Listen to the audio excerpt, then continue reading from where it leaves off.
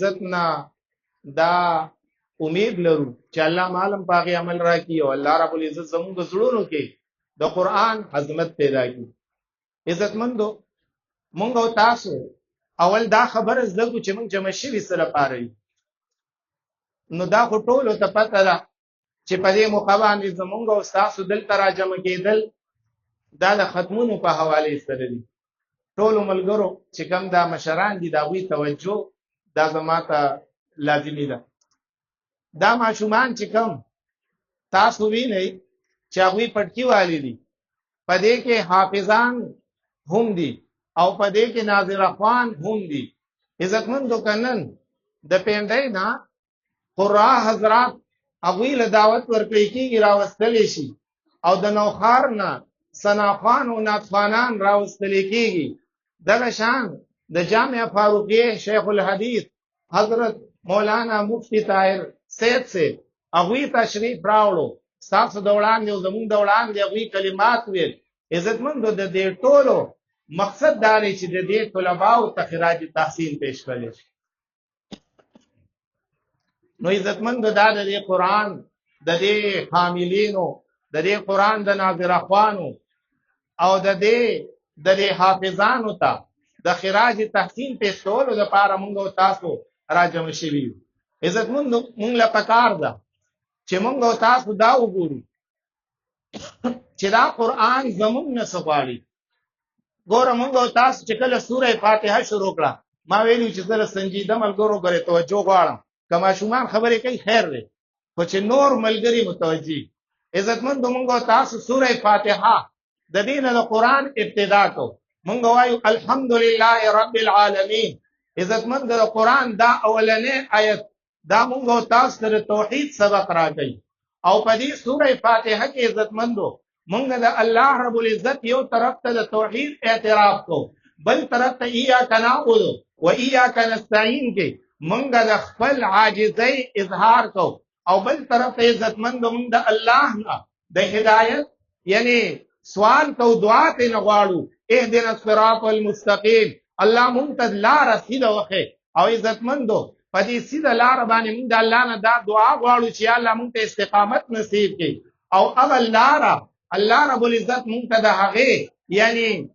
تعین هم کړی دی صراط الذین انعمت علیهم هغه کسان والا لار چې په هغوی باندې تا انعام کړی دی. عزتمندو هر سړی به خپله لار سیده لار ګڼي، هر سړی وایي زه په حقه یم. قرآن مونږ او تاسو ته د هغې تعین کړی دی چې سیده لار دا د چا لار ده؟ الذین انعمت علیهم دا هغه خلک دی چې په دوی په تا ای الله چې په هغوی باندې تا انعام کړی دی. هغه انبیا دي، هغه شهدا دي، هغه صدیقین دي، هغه صلحا دي. عزتمندو انبیای کرام د آدم علیه السلام نه واخله تر رسول الله صلی الله علیه وسلم پورې او دغه شان عزتمندو په دې امت کې صدیقین دي، په دې امت کې شهدا دي چې هغوی خپل ځانونه د الله رب العزت په لار کې قربان کړي دي. او عزتمندو دغه شان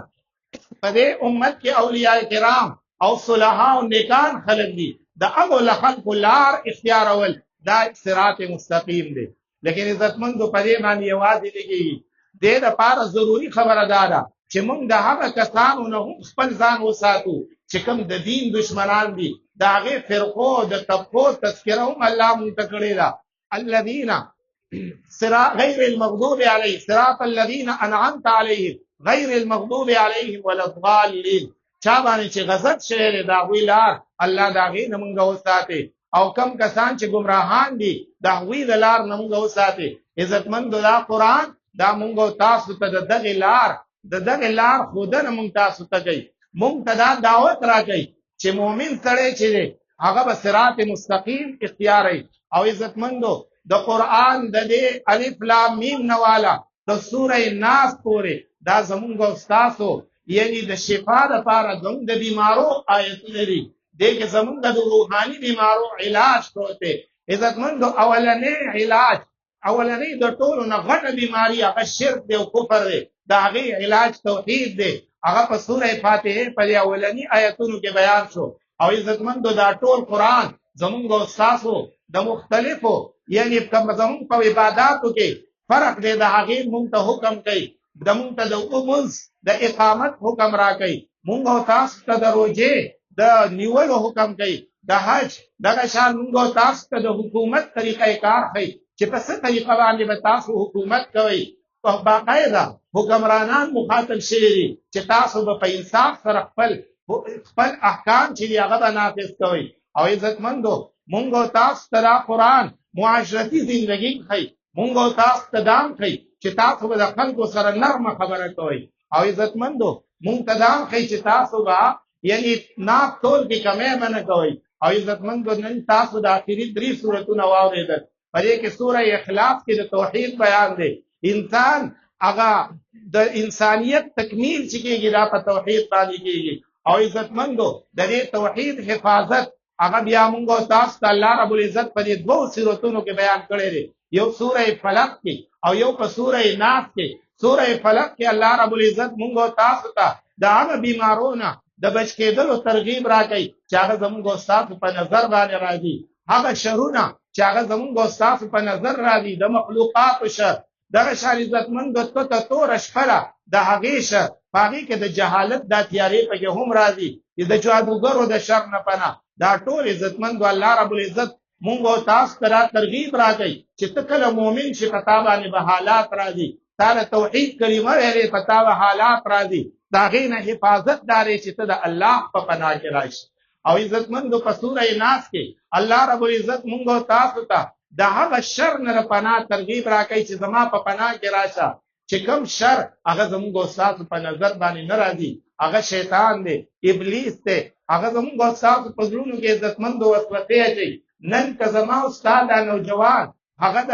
یعنی د معراج نه انکار کوي، د هغې وجه دا ده چې د ده په زړه کې شیطاني وسوسه ورغورځېدلې ده. نن که اسلام په باره کې بعضې نوجوانان داسې دي چې هغه د شکوک او د شبهاتو د هغې شکار کېږي، د هغې وجه دا د عزتمندو چې شیطان د هغه په زړه کې دا وسوسه اچولې ده. او عزتمندو یا یوازې دغه شیطان نه دی بلکې دا انساني شیطانان هم په دې کې شامل دي. د شیطان پیروکار هغه عزتمندو د دې میډیا په ذریعه باندې زما استاد ذهن چې دی نو هغه بدلی، کله په دې کې د اسلام په باره کې شکوک شبهات پیدا کړي، کله د پیغمبر اسلام په حواله سره شکوک شبهات پیدا کړي، کله د الحاد سوچ او فکر هغه مونږ تاسو ته وړاندې کوي. عزتمندو د دې ټولو حل دا دی چې مونږ د الله په پناه کې راشو. الله رب العزت د هغې علاج ښودلی دی. عزتمندو ذلک الکتاب لا ریب فیه، دا کتاب ستاسو د پاره صراط مستقیم دی، د دې په وجه باندې به ته نجات مومې، د دې په وجه باندې به ته د جهنم د اور نه بچ کېږي، او د دې په وجه باندې هغه اخلاق هغه کردار به په تا کې پیدا کېږي کوم چې د اسلامي معاشرې کردار او اخلاق دي. نو عزتمندو زمونږ او ستاسو د وړاندې د ختم د قرآن فضایل هغه خو علماء کرامو بیان کړه، لیکن مونږ چې د دې ځای نه ځو نو دا ډېر لوی پروګرام وشو. پکار دا دی چې مونږ د خپل ځان سره دا څه یوسو، د ځان سره څه داسې واخلو، یعنی هغه روحاني تعلیم او ترغیب چې د دې ځای نه ځو زمونږ او ستاسو دا عزمي چې زه به د قرآن خدمت کوم، زه به د هغه بچو یعنی د خپلو بچو د قرآن د تعلیم پوره خیال ساتم. زما او ستا په مسجد او په محله کې چې کوم بچی مسجد ته راځي د هغوی د شړلو په ځای باندې به زه هغه جومات ته مایل کوم. یعنی دا بچي چې نن یعنی تاسو وینئ دلته بیان کېږي، دلته دوی لګیا دي خبرې کوي، لیکن دا بچي چې دي انشاءالله د مستقبل دا زمونږ د اسلامي معاشرې غټه سرمایه ده. دا بچي چې تاسو وینئ چې پټکي وهلي دي دا زمونږ او ستاسو د دین د خدمت دپاره ډېر لوی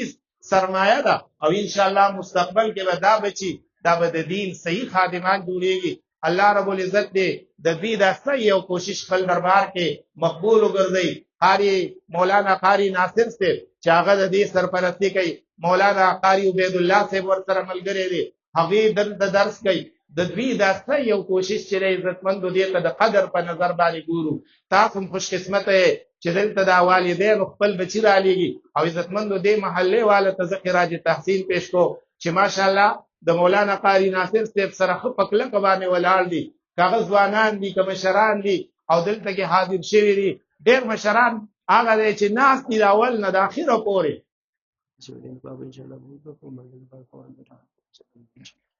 نو د چې څنګه راغلي دا هغه وخت نه اوسه پورې الحمدلله خو په توجه باندې د دې دا ناس تم په دې دلالت کوي چې دوی په دې خدمونو په دې